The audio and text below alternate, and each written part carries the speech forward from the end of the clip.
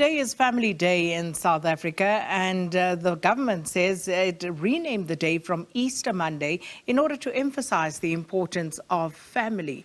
And this gives us an opportunity, of course, to reflect on the meaning of family and, of course, the condition of families in our nation. Archbishop Thabo Makgoba of the South African Anglican Church in Cape Town joins us now virtually for a conversation and reflection on family and societal values in our nation. Archbishop, thank you so much for your time. Welcome to Morning Live. Thank you so much, Sakina, and good morning to your listeners and viewers, and happy Eastertide to you and the rest of the country. And to you, Archbishop. Now, this holiday, renamed specifically from just being called, as one would, I assume, generically call it Easter Monday, to Family Day more specifically, in order to encourage the people of South Africa to celebrate the day with their families. But then it raises so many other questions in terms of just our concept and understanding of what is family and the family structure of contemporary South Africa in 2023. Thank you, Sakina. Indeed, if one takes it from Easter Monday, the family there was Mary and Joseph, and Joseph at the crucifixion as dad wasn't there, and some people said he must have died, and Mary and the women became the only people that were there at the empty tomb.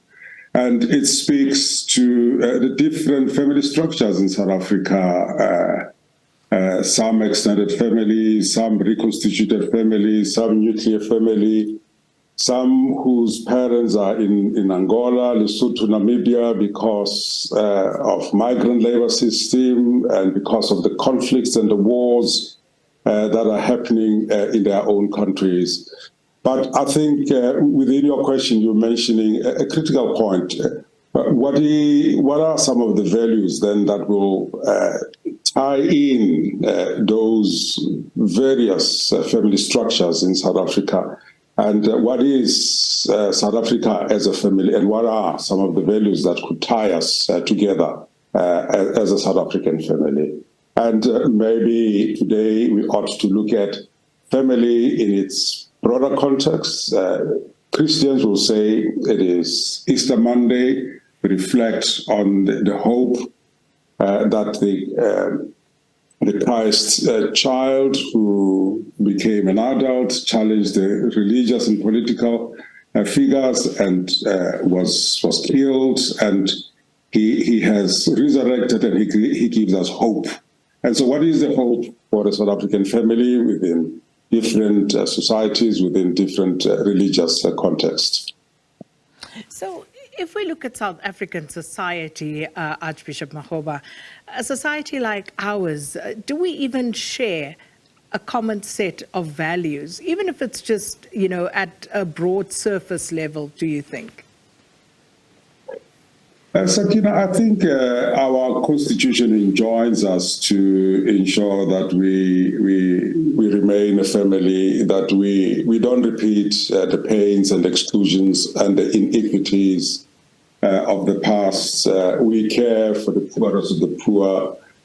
We ensure that as a South African family, we don't have other family members that are so rich and some are so debilitatingly poor, such that there's no common ground, because such a family is not sustainable. So the Constitution says we need to do something about socioeconomic rights, which means we need to provide sanitation, water, we need to provide some form of decent housing to those that do not have.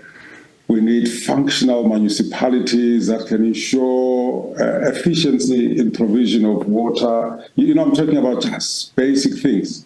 So those are the requirements that our Constitution says, even if we don't give it a name as a value, but maybe as a caring country, the Constitution says, here are some of the practical things we can do for each other and to one another as a South African family. So how do you think we can better forge social cohesion, which one would imagine Archbishop Makgoba would not only help the individual and nuclear families, but society at large?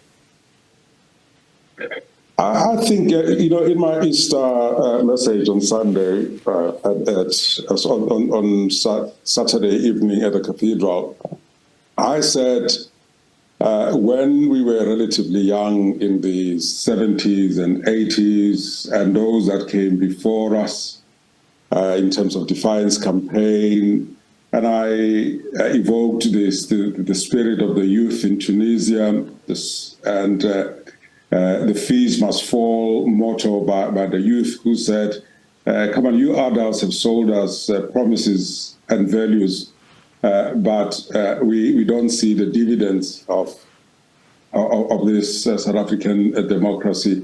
So I was saying to the youth, perhaps rather than looking at the failure of us as adults in really inspiring them to want to participate in this family called South Africa, rather than pursuing rampant materialism and consumerism, because we as religious and political leaders have pursued our own interests. They should start mobilizing now. They should they should mobilize nationally, and they should mobilize in their local communities, and they should revive politics, they should revive our churches and youth structures, and participate as active citizens, because if they don't do that, this family, South Africa, is limping, and we are going to have another situation when the youth later, like some of us says, we didn't know that our country has lost its moral compass, has lost its values, and it's becoming a failed state. So that is one of the ways, that's to mobilize the youth.